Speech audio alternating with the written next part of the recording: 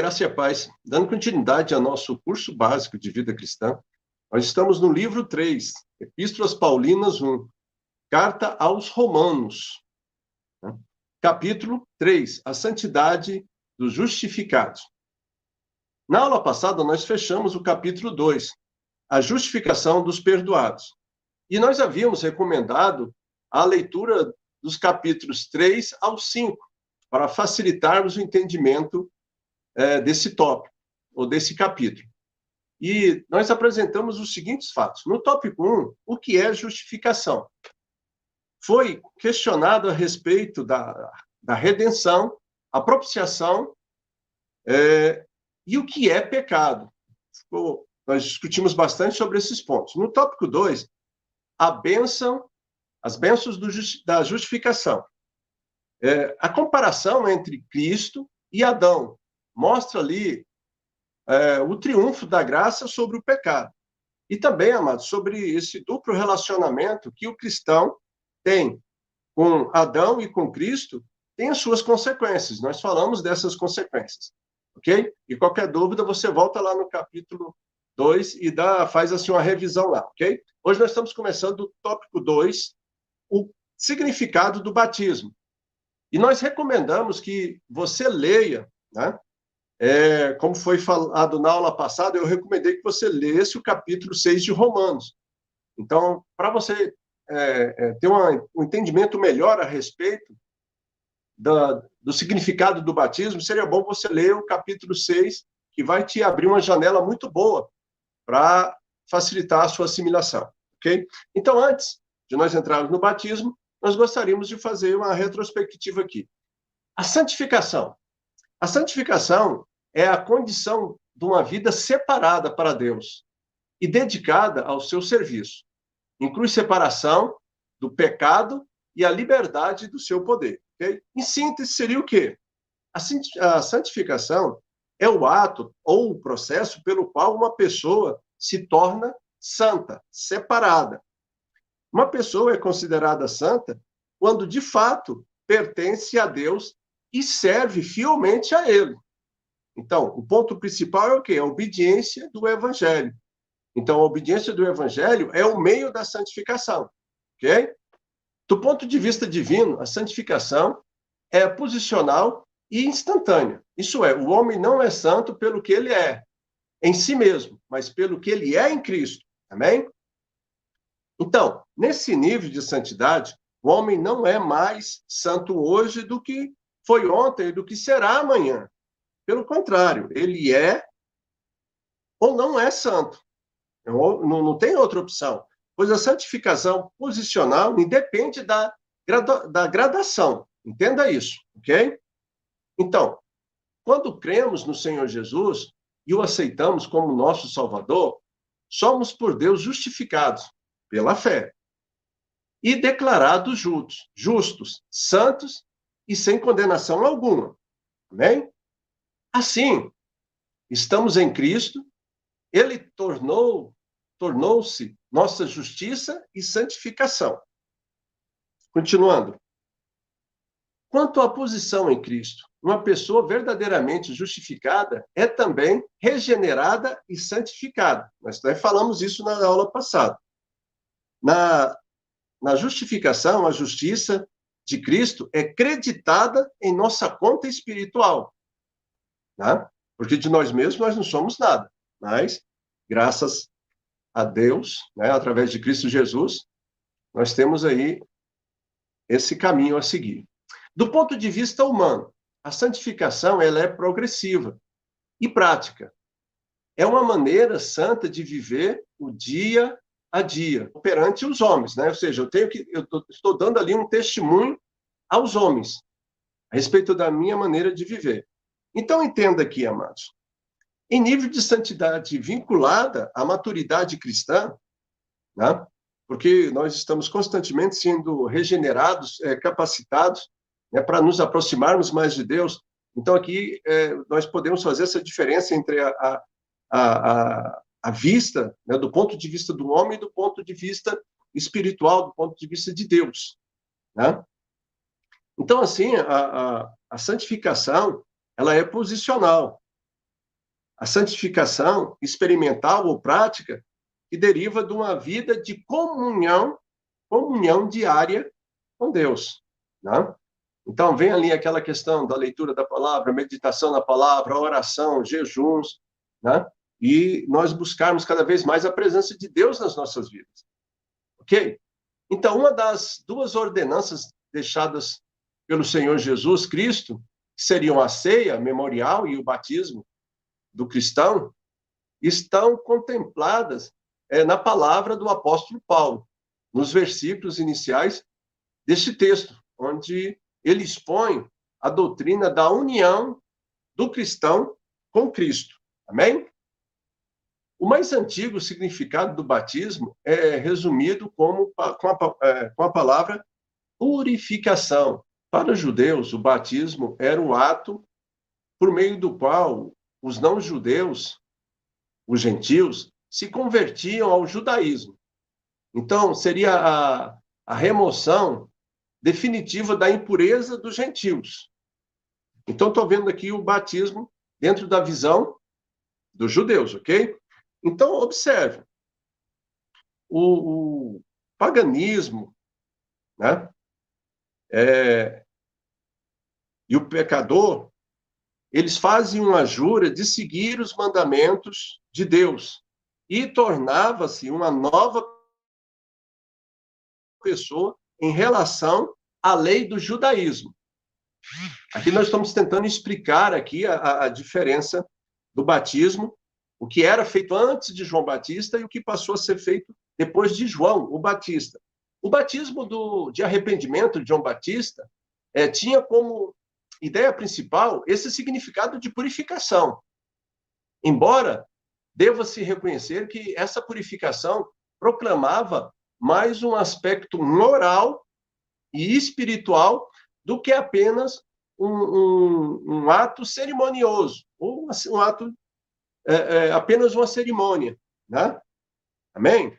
Então, quando iniciou-se a igreja, né, os primeiros cristãos, especificamente os apóstolos, basearam esse rito na mudança ética moral da pessoa. Não era só um ato cerimonioso, mas havia uma transformação, havia uma mudança de comportamento. Então, a mudança ética moral, ao invés de um ritual de cerimônia, simplesmente, ok? Então, observe. Mas o batismo lá de João Batista, a pessoa era batizada em nome de. Quando você é batizado em nome de, significa o quê? Significa propriedade e domínio. Isso é o senhorio e o discipulado, ok? Vamos lá, o batismo nas águas. Bom, Paulo fala da experiência e significado do batismo em água, como uma razão poderosa para não vivermos mais no pecado, né?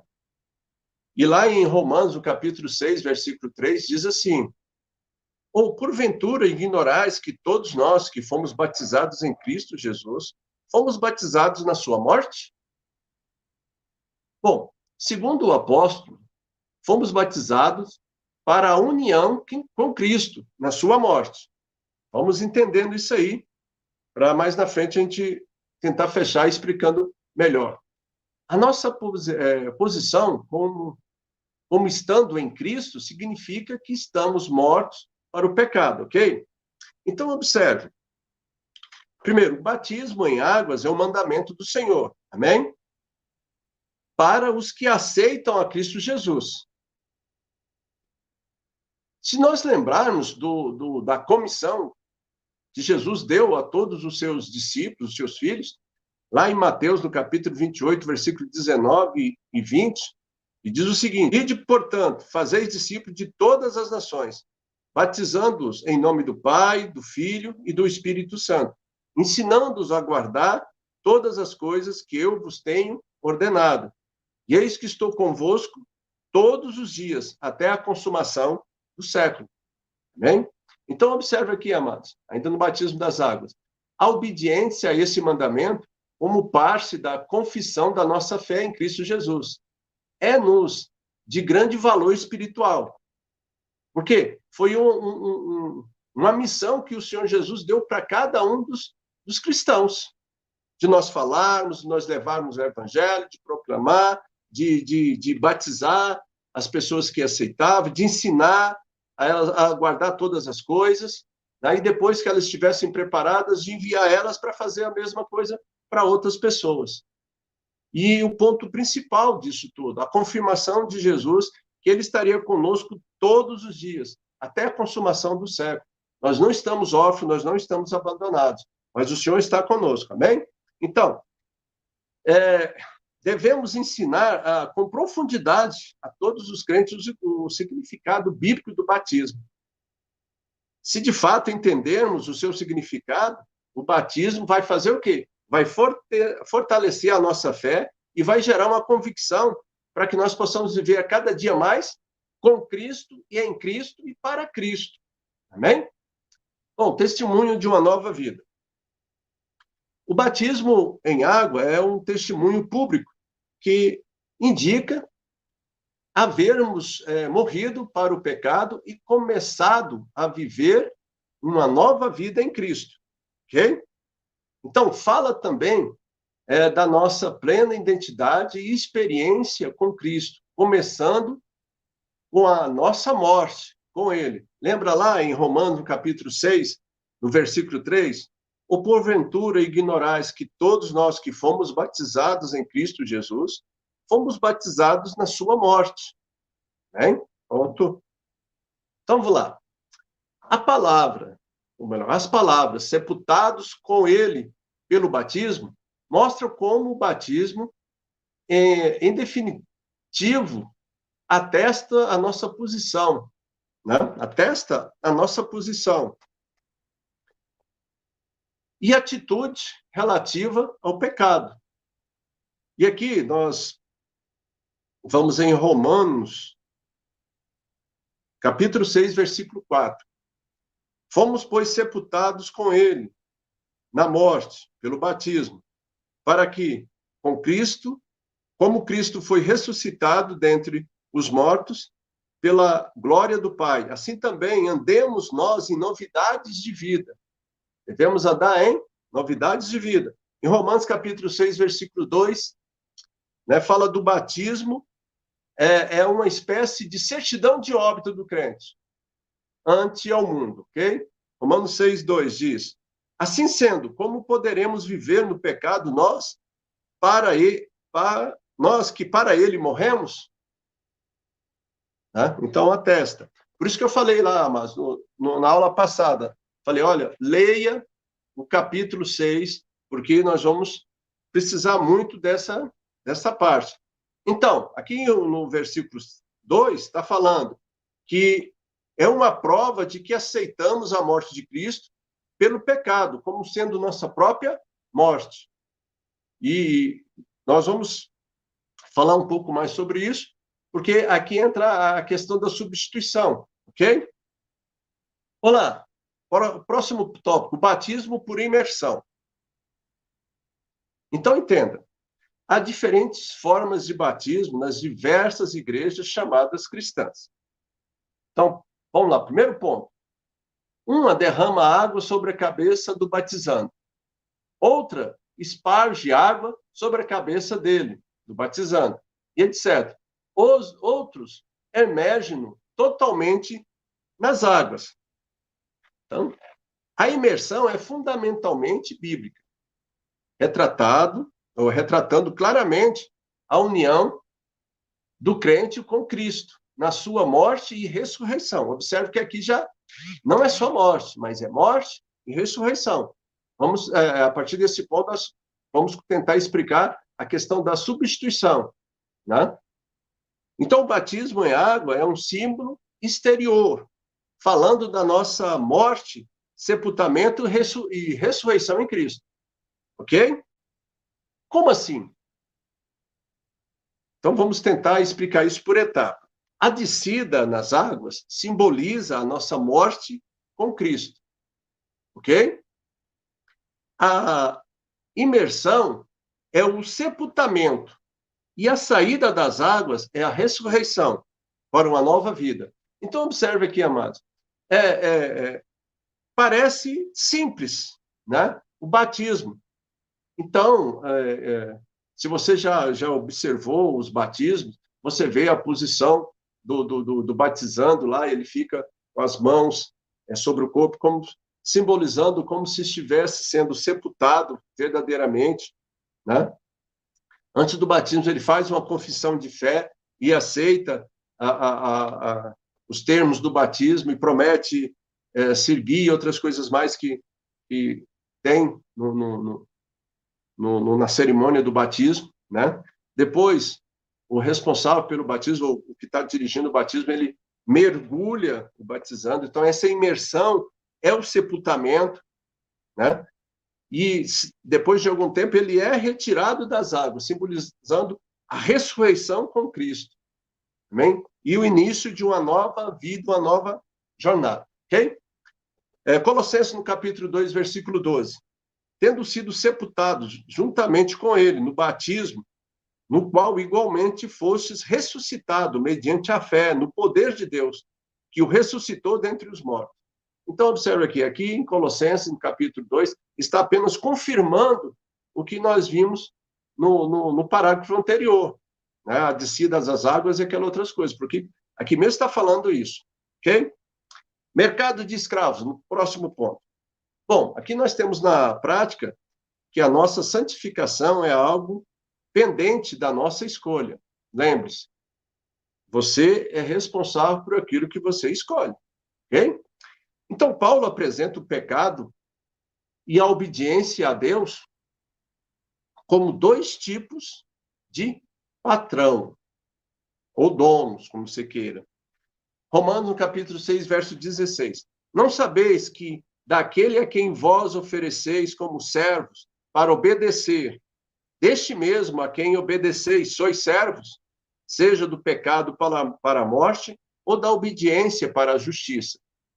Aqui está bem nítido, né? Você é responsável por aquilo que você escolhe, né? Se você escolhe caminhar para o lado do pecado, o salário do pecado é a morte. Se você escolhe obedecer, né? Você tem acesso à vida eterna com Cristo e o padrão de justiça sobre a sua vida. Ok? Vamos continuando ainda falando. Bom, como a pessoa se torna escrava, eu tenho que entender isso. É muito importante isso. Como a pessoa se torna escrava ou serva de dois patrões?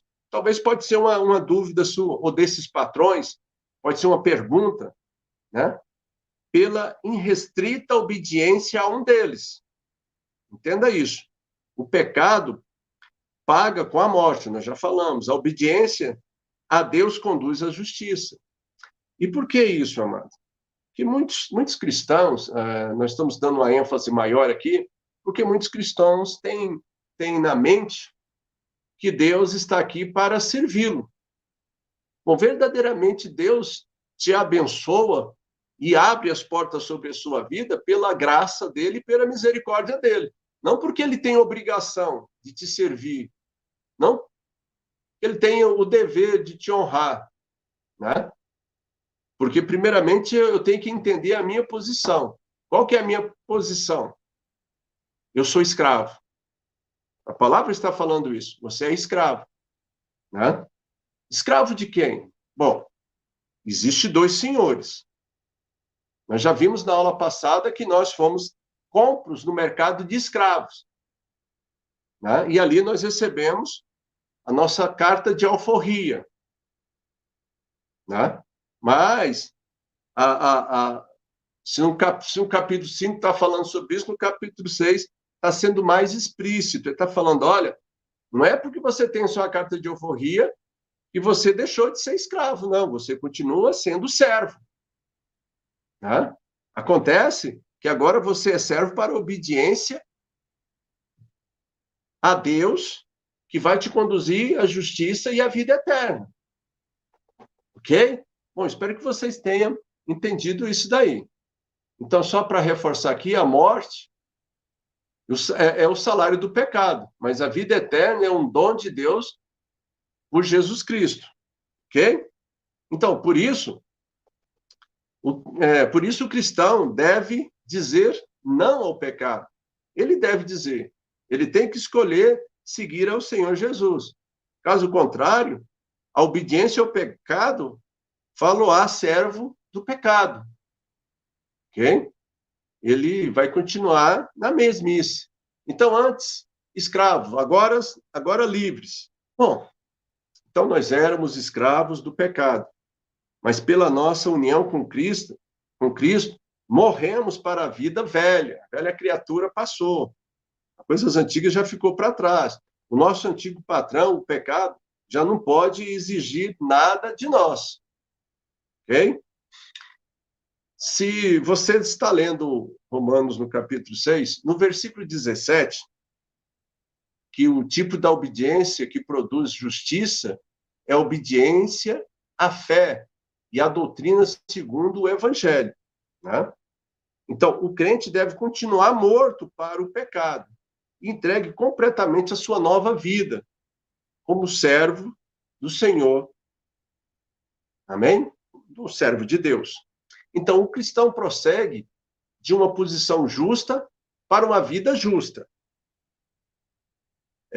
Romanos 6,17 diz: mas graças a Deus, porque outrora escravos do pecado, contudo, vieste a obedecer de coração a forma de doutrina a que fostes entregue. Né? Então, este é o princípio que Paulo apresenta em defesa do evangelho, tanto nos Gálatas como em Romanos, né?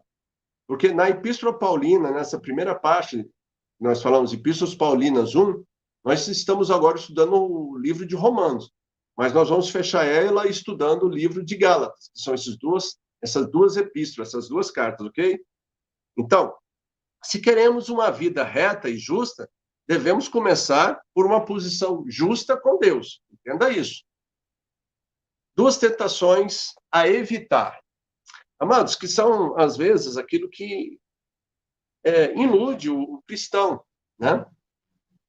Porque muitos cristãos, eles não têm, assim, o conhecimento da palavra.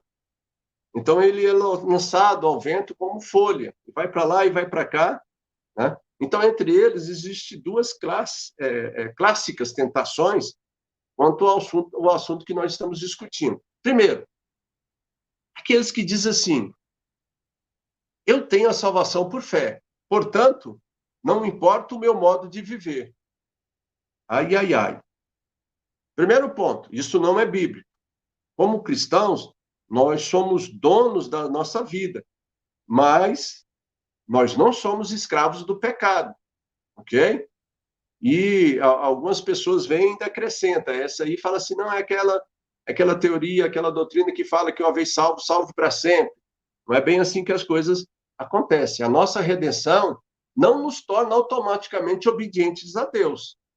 Nós estamos aqui no processo, nós estamos transformados de glória em glória, lembra? Então, eu tenho que entender isso. Deus não nos força a servi-lo, é um ponto. Esse é um princípio espiritual que eu tenho que entender. Deus não nos força a servi-lo. Se vamos servir a Deus é porque queremos fazê-lo. A escolha é minha, a escolha é nossa, a escolha é sua. É você que está escolhendo isso. Ok? Segundo, diz, é a de pensarmos que estamos conservando a nossa salvação através das boas obras. Ai, ai, ai. Observe isso daí, amados. Achamos em Cristo a nossa verdadeira liberdade, mas nós devemos nos render totalmente a Ele, o nosso novo Senhor, em obediência voluntária. Não é por obras, é dom de Deus. Lembre-se disso. Lembre-se disso. Né? Não se iluda, não pense que, uma vez salvo, salvo para sempre, não pense que as suas obras vai te levar a Deus. Né? Jesus mesmo falou que Ele é o caminho, a verdade e a vida. E ninguém vai ao Pai a não ser através dele. Ok? A lei da liberdade. é a mais santa e a mais poderosa do que qualquer outro código ou regulamento, amados. Então, vamos lá. Na Bíblia explicada, do C.E. McKnight, diz o seguinte, abre aspas, o cristão que espera encontrar no Novo Testamento um novo código de leis e regulamentos não tem compreendido a lei da liberdade cristã, que ensina o discípulo fiel e sincero a consultar não um código de regras, mas a vontade de um Salvador amado. Ok? Não precisa de lei, não precisa de doutrina. Você precisa conhecer a Jesus e caminhar com ele.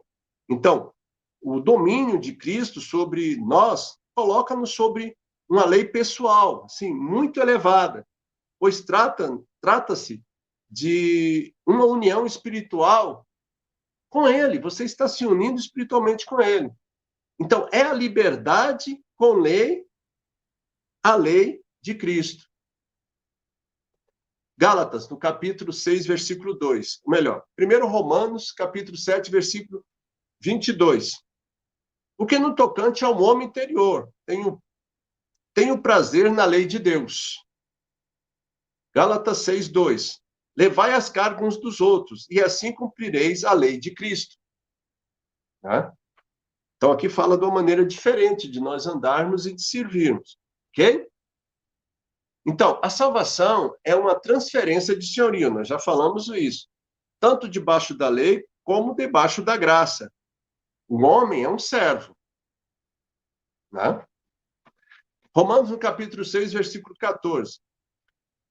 Porque o pecado não terá domínio sobre vós, pois não estáis debaixo da lei, e sim da graça. Nós temos que entender isso, nós estamos debaixo da graça, de favor não merecido de Deus. Né? Para que nenhum homem se glorie, mas entendamos a nossa posição e o nosso andar diante de Deus. Então, a diferença é a orientação de vida. Né? Uma vida para o pecado ou uma vida para Deus. Aqui é aquela questão da escolha, você escolhe. Ok? Então, para nós fecharmos aqui, a nossa salvação significa mudança de gerência. Daqui em diante, somos servos da justiça, como diz em Romanos 6,18.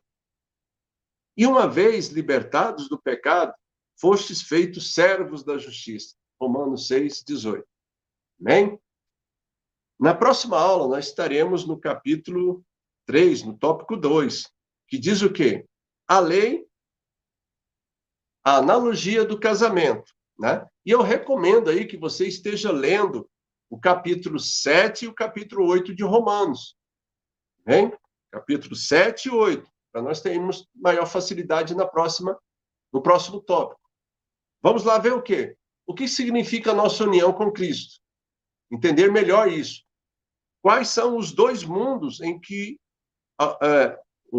quais são os dois mundos que ao mesmo tempo vivem os cristãos? Campo de batalha aí para nós entendermos melhor o mundo material e o mundo espiritual. É possível uma vida de vitória pela nossa própria força? E por fim, qual é o resultado da nova vida em Cristo Jesus? Amém? Amados, novamente nós pedimos aí a colaboração dos irmãos, né? Se você estiver gostando da aula e quiser dar alguma sugestão, nós estamos aqui para melhorar, né? Porque o nosso objetivo aqui é crescer em conhecimento e graça. E nós contamos aí com a ajuda dos irmãos para estar divulgando o canal com outras pessoas, para que elas também possam crescer, né? Possam estar cada vez mais próximo de Deus e possam poder enfrentar as batalhas diárias que nós temos aí, porque nós ainda estamos no mundo e nós estamos aqui lutando para perseverar, como diz em Mateus, no capítulo 24, versículo 12, 12 ou 13, agora me fugiu aqui. Aqueles que perseverar até o fim, estes serão salvos. E nós temos que entender os princípios, né? Porque nós estamos aqui como embaixadores do reino de Deus. Então, nós temos leis espirituais e nós temos que entendê-las. ok? Então, divulgue, convide pessoas a estar se inscrevendo, ensine elas como se inscrever e ativar o sininho para elas estar recebendo também as notificações das próximas aulas, de qualquer mensagem extra de algum culto que nós estamos colocando para ajudar a completar no estudo, no ensino, ok? E não esquece aí no final de dar o seu like, né? Nós precisamos crescer para atingir um número maior de pessoas e levar a palavra ao número maior de pessoas. Conto com o apoio de vocês, né? Vamos crescer, porque essa é a vontade do Senhor. Importa que Ele cresça e que nós diminuímos, mas nós estamos aqui para aprender em nome de Jesus, pela graça do Espírito Santo de Deus. Que Deus abençoe os irmãos e até a próxima terça-feira.